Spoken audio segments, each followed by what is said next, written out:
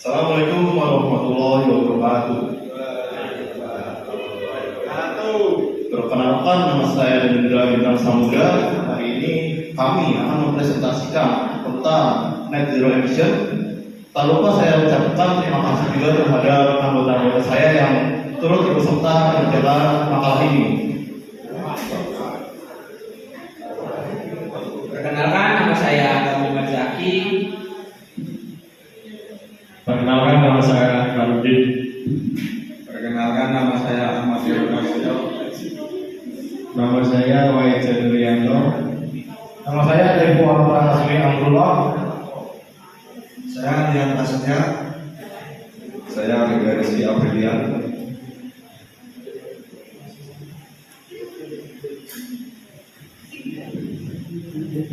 Perkenalkan, nama saya Iskandar Zulkarnain.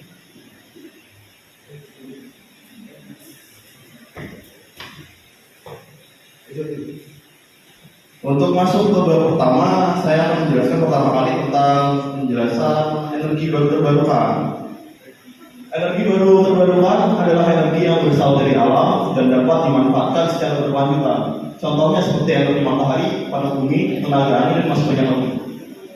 Energi terbarukan juga dikenal dengan istilah renewable energy yang bisa digunakan sebagai energi alternatif untuk mengganti bahan bakar fosil dan teknologis. Energi baru terbarukan adalah jenis energi yang diperoleh dari alam yang jumlahnya tidak terbatas dan tidak akan pernah habis. Adapun keunggulan dari energi ini yaitu lebih bersifat ramah lingkungan, tidak menyebabkan pemanasan global, dan bisa mengurangi emisi gas karbon dioksida.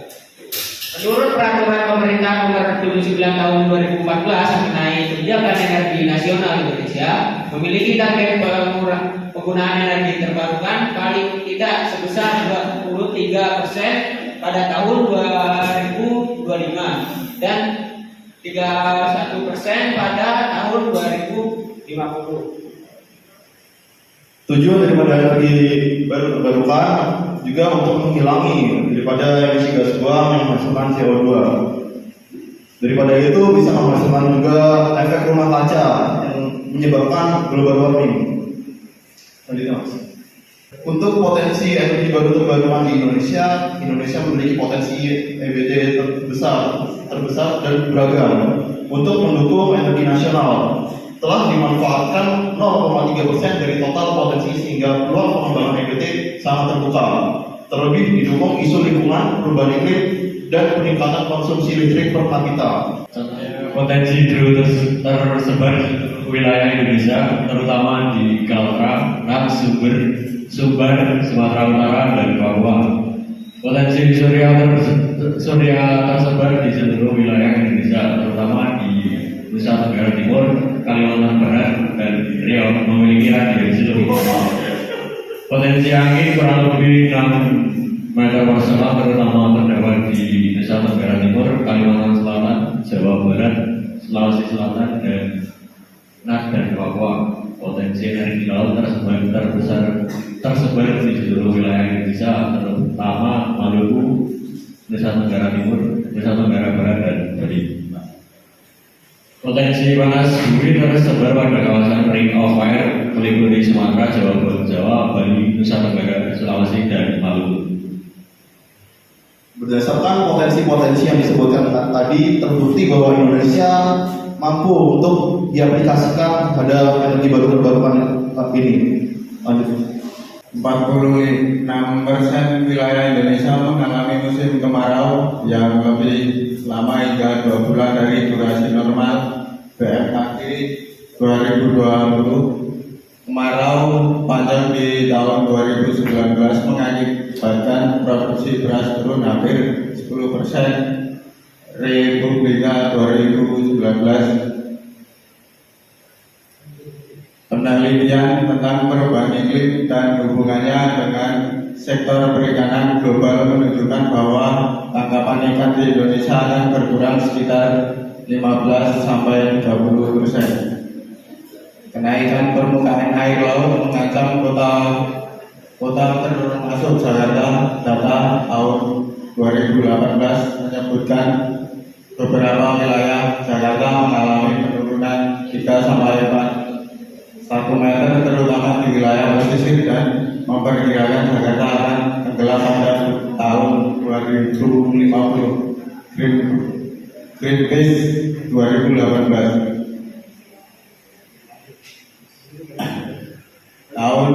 Pada tahun 2019 Indonesia mengalami kerugian akibat kebakaran hutan sebesar 73 triliun UNFCCC COP 21 Desember 2015 menurunkan emisi GRK 29% dari BAU kemampuan sendiri atau 41% dengan bantuan internasional pada 2030 sesuai NDC COP 26 2 November 2021. Indonesia akan berkontribusi dalam percepatan perwujudan global net zero emission. Recover together is our strong. Transisi energi menuju pemulihan dan produktivitas berkelanjutan. 1. Sekuritas aksesibilitas energi. 2. Peningkatan teknologi energi cerdas dan bersih. 3. Memajukan pembiayaan energi. Pidato pada sidang tahunan 16 Agustus 2022. Energi bersih dari panas matahari, panas bumi, angin, ombak laut, dan energi bio akan menarik industrialisasi penghasil produk rendah emisi. Kawasan industri hijau di Kaltara akan menjadi green industrial park terbesar di dunia. NZE sektor energi 2060 atau lebih cepat. Upaya penurunan emisi menjadi sebesar 129,4 juta ton oksigen pada tahun 2060 akan dilakukan di sisi supply dan demand.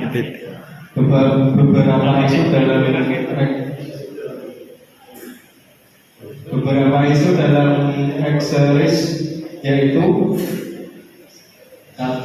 Rencana phase out batu bara. 2.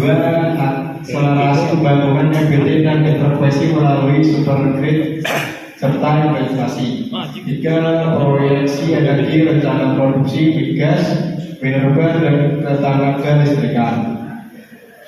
Peluang konservasi energi dan efisiensi energi.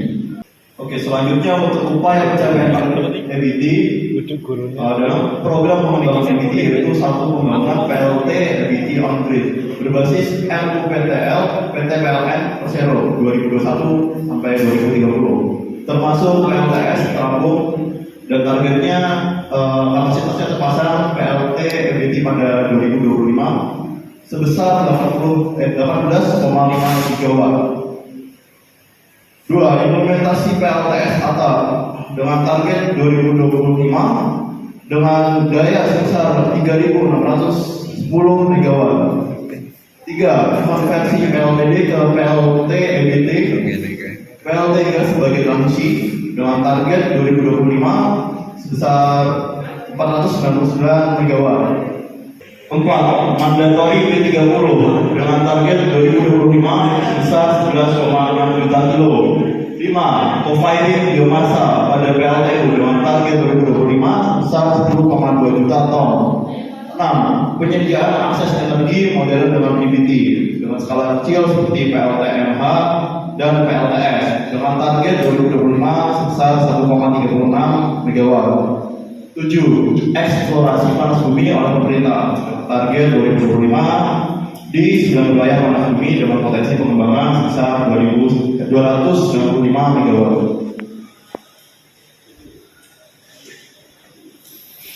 Ya, 8 implementasi EBT of grid and bermanfaat energi.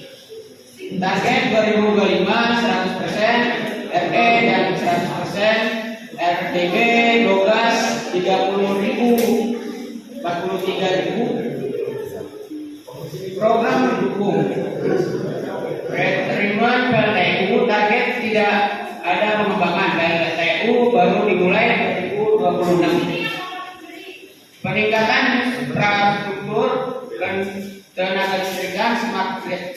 11. Elektrifikasi pada kendaraan dan peralatan rumah tangga. Bogor target 2025 400.000 mobil, 1,6 juta motor induksi untuk 8,2 juta RI. Pajak karbon, perdagangan karbon target 2025 implementasi perdagangan karbon secara penuh. Oke, selanjutnya materi B30 dan uji jalan B40. Rangkaian kegiatan peluncuran uji jalan B40 pada kendaraan bermesin diesel telah dimulai. Pemanfaatan bahan bakar biodiesel tidak hanya sampai pada B30 saja. Pemanfaatan tersebut nantinya akan dapat mengalir dari B40 seperti saat ini hingga nantinya ke B100.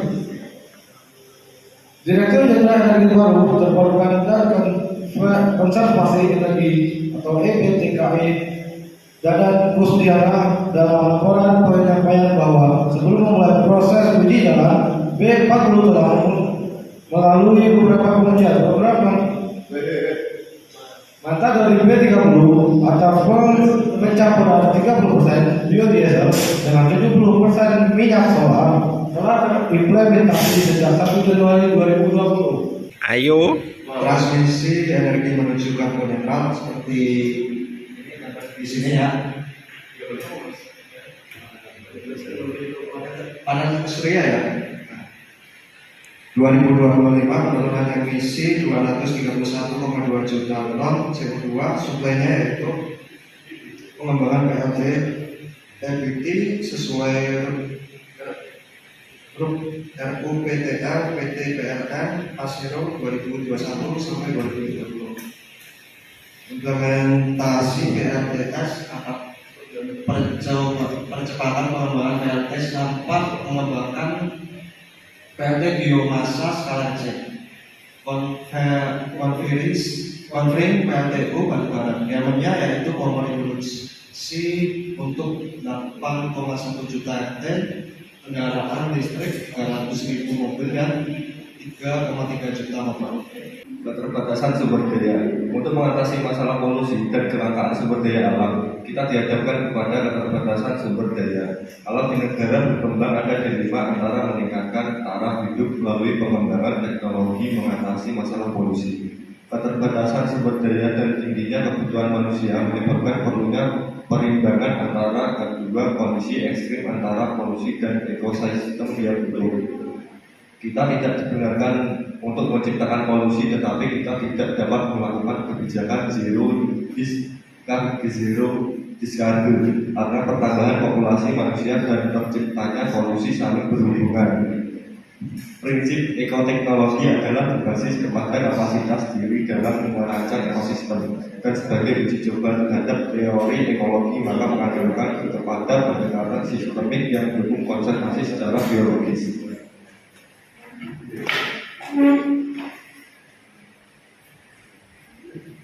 Prinsip ekoteknologi adalah berbasis kepada kapasitas diri dalam merancang ekosistem, dan sebagai uji coba terhadap teori ekologi maka mengandalkan kepada pendekatan sistematik yang mendukung konservasi secara biologis. Seperti yang tertera pada gambar berikut, pencemaran dan kerusakan lingkungan berpengaruh terhadap populasi manusia dan juga sumber daya alam. Lanjut. Tantangan Indonesia. Indonesia mempunyai potensi untuk mengembangkan energi alternatif sekaligus mendukung lingkungan yang bersih serta mencegah pemanasan global, tenaga air, tenaga angin, geotermal, biofuel turunan kedua dari limbah pertanian, limbah kayu, dan limbah lainnya, etanol biomasa, sistem kogenerasi fuel cell untuk rumah tangga dan sistem serupa lainnya. Untuk geotermal atau etanol biomasa dan biofuel turunan kedua diperlukan rancangan bangun sistem rangkaian tertutup untuk mencegah emisi panas ke atmosfer. etanol biomasa dapat diproduksi oleh 120 negara, sedangkan energi fosil hanya dihasilkan oleh 15 negara. Dengan demikian, ketergantungan energi dapat diminimalkan dan setiap negara mampu semua sumber energi. Seperti pada gambar berikut, mesin-mesin berbahan bakar minyak bumi dan gas rumah kaca dan bahan bakar fosil berpengaruh terhadap tepian atmosfer yang memantulkan kembali atmosfer ke bumi. Maka daripada itu yang disebut dengan efek rumah kaca.